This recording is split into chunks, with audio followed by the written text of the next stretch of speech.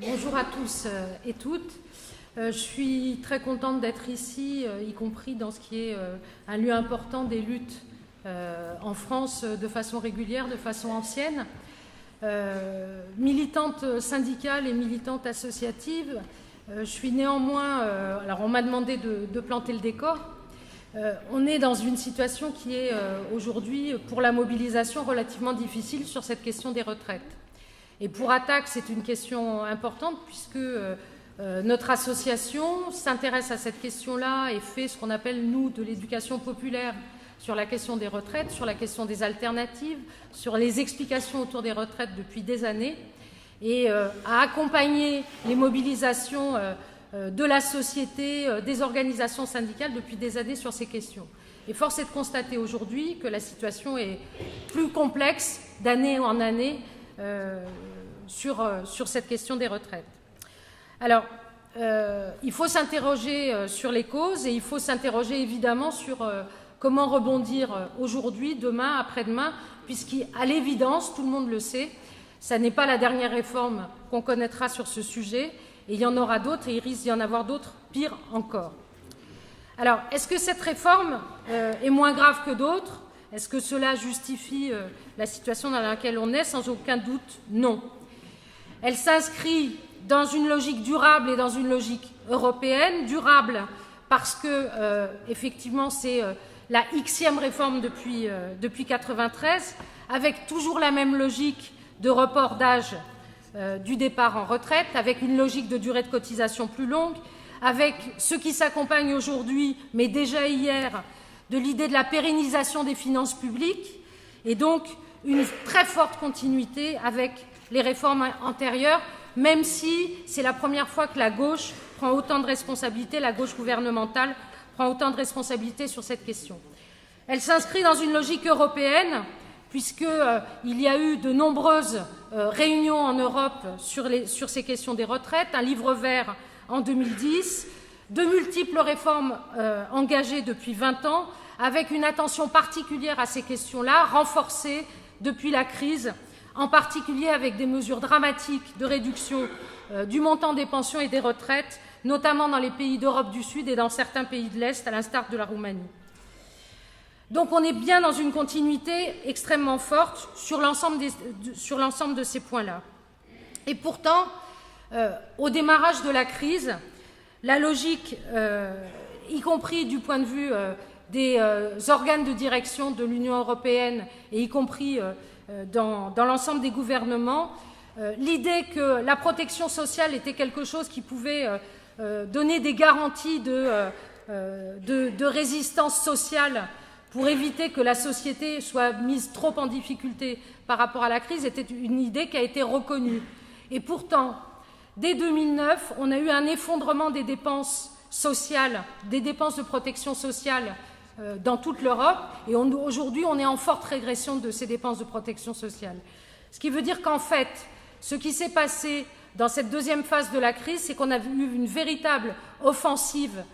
du patronat, de ce qu'on appelle la troïka, de l'ensemble des forces réactionnaires et néolibérales pour faire payer la crise de façon plus importante, et y compris mettre les bouchées doubles par rapport aux politiques antérieures, et y compris sur cette question des retraites. D'où le fait que cette réforme-là, même si dans les mesures qui sont prises aujourd'hui, elles peuvent avoir un moindre impact que d'autres réformes qui ont été prises auparavant, dans le contexte de la crise, elles ont un impact considérable, et y compris dans le signal politique qu'elles donnent à l'évidence. Parce que de quelle logique tout cela participe ? C'est évidemment la logique du travailler plus, dans le contexte qui est celui d'une augmentation sans cesse du nombre de chômeurs, y compris avec ces extrapolations sans cesse renouvelées sur les évolutions démographiques qui, y compris, ont montré dans la période récente leur absence de crédit, y compris fondée sur des hypothèses totalement hasardeuses, etc. Donc cette logique du travailler plus, en lien avec la question de la dette pour équilibrer les finances publiques, et une logique qui est celle de la croissance et de l'augmentation de la compétitivité, avec cette annonce qui est faite que de décider de rembourser l'augmentation de la part patronale des cotisations. Donc, face à la crise, la question n'est pas la priorité à l'emploi des femmes, le fait d'avoir des cotisations plus importantes pour assurer la pérennité du régime de protection sociale. La priorité n'est pas à la solidarité, évidemment pas à la solidarité avec les jeunes qui sont punis au deux bouts et qui seront punis avec un tel système au deux bouts de la chaîne, à l'entrée parce qu'il faut faire travailler les anciens plus longtemps et à la sortie parce que de toute façon ils auront commencé à travailler trop longtemps. Donc, si le régime de répartition qu'on nous promet de maintenir par ces mesures-là, nous n'avons aucune confiance en ces déclarations, nous savons aussi que c'est évidemment la confiance dans un régime de répartition qui est menacée avec de telles décisions, avec de telles réformes, et que, évidemment, quand on n'a pas l'assurance d'avoir la continuité de sa retraite suite à une carrière régulière, eh bien, la solution, ça va être l'investissement dans l'immobilier, ça va être l'introduction de la financiarisation des fonds de pension ou des mesures professionnelles. Donc, le gouvernement reprend de fait le calendrier néolibéral sur cette question, comme il l'a fait sur l'accord national interprofessionnel avec la réforme du marché du travail. On peut se poser la question de pourquoi il le fait, y compris dans le contexte politique, mais il suffit de regarder ce qui s'est passé en Espagne, y compris sur la question des retraites où il y a de fortes similarités, pour regarder ce qui s'est passé et au plan politique général et y compris dans la façon dont le gouvernement Zapatero à l'époque, avant de perdre les élections, avait trouvé des partenaires syndicaux pour assurer sa politique. Alors, je pense que autour de nous, de nombreux collègues de travail, de nombreuses personnes que nous côtoyons, des concitoyens, des concitoyennes, etc., sont conscients de cette situation-là. C'est-à-dire que ces explications que nous donnons, elles sont en grande partie partagées. Il y a sans doute des effets d'usure, l'effet des divisions antérieures, de monter les uns contre les autres, les effets nouveaux de la division syndicale, sans aucun doute. Et puis l'idée peut-être aussi que de toute façon, quand on regarde un peu au sud de l'Europe, c'est pire ailleurs.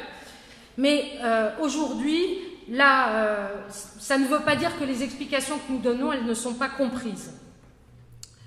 Nous avons voulu faire de cette question-là, c'était un point important pour Attac, une question sociétale. C'est pour ça que nous sommes investis dans ce type de collectif, et y compris au niveau national, avec les organisations syndicales, d'autres associations, et y compris des partis. La question des alternatives internes au système, c'est-à-dire du système de financement de la protection sociale, c'est une chose à laquelle nous tenons et sur laquelle nous argumentons, sur la question des cotisations, sur la question de la part de la richesse nationale à attribuer au système de protection sociale.